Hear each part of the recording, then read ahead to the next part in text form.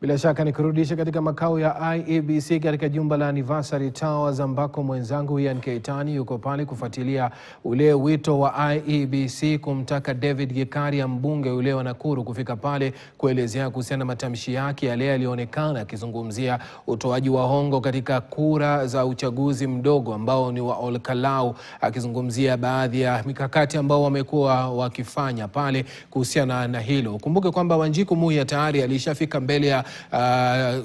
kamati hiyo ya nidhamu ya IEBC na aliweza kutozwa faini ya shilingi milioni 1.5 wiki jana, na jana alizungumza akisema kwamba IEBC imekuwa ikifanya mapendeleo ikiwakandamiza wale ambao wanaonekana wanaipinga serikali, lakini wale ambao wako katika serikali hadi kufikia sasa hawajaitwa kufika mbele ya tume hiyo ya uchaguzi na mipaka, akitaja majina baadhi ya viongozi ambao wamekuwa wakiendeleza kampeni katika eneo lile la Olkalau, lakini hadi kufikia sasa hawakuwa wameitwa. Na sasa hivi tume hiyo ya uchaguzi na mipaka wiki jana, baada ya kutoa uamuzi huo wa kumwadhibu Wanjiku Muhia, wameweza kumuita David Gikaria afike mbele yake. Lakini je, kufikia sasa, alikuwa ametakiwa kufika asubuhi, hadi kufikia sasa David Gikaria, Ian Keitani, amefika mbele ya IEBC ama hali ni ipi?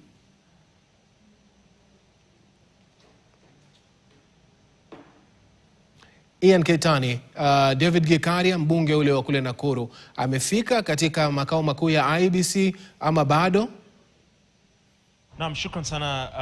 Yeri, kama ulivyosema niko kwenye makao makuu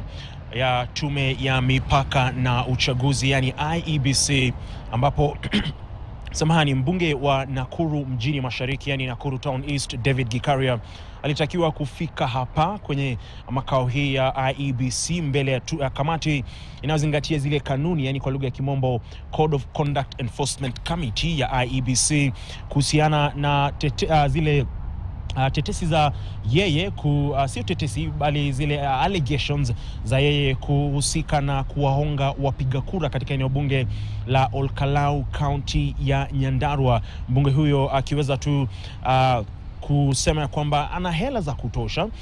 kuwapa wale wakazi wa eneo bunge hilo katika jitihada za kuhakikisha kwamba mwaniaji wa chama cha UDA Mushina Nyaga anaweza kupigiwa kura. Lakini cha kushangaza ni kwamba mbunge huyo alikuwa anatarajiwa kufika hapa majira saa 3 asubuhi, ila hakuweza kufika mbele ya kamati hiyo. Badala yake akiweza kumtuma msaidizi wake kumwakilisha, akisema kwamba ajihisi vizuri, lakini kamati hiyo iliweza kumwambia msaidizi wake kwamba hawawezi kumsikiza na wanamtaka mbunge huyo kufika katika mbele ya kamati hiyo. Hivyo basi kamati hiyo ikampa mbunge huyo hadi majira ya saa 7:30 mchana kujiwasilisha mbele ya kamati hii, ndiposa aweze kumsikiza na kuweza kutathmini iwapo aliweza kuvunja zile kanuni za kampeni na kupiga kura au la. Ikumbuke kwamba mbunge wa Kipepere ambaye ni Wanjiku Muhia wiki iliyopita aliweza kupigwa faini ya milioni 1.5 kuhusiana na semi wakati wa kampeni ya uchaguzi huu ambao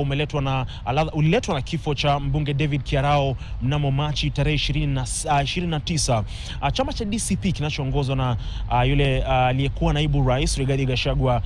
kimeweza kumpendekeza Sami Kamau Ngodho kupeperusha bendera ya UDA, na mbunge huyo wa Kipipiri wiki iliyopita kama nilivyosema aliweza kupigwa faini baada ya semi zake kwenye kampeni zake Kamau Ngodho. Isitoshe ni kwamba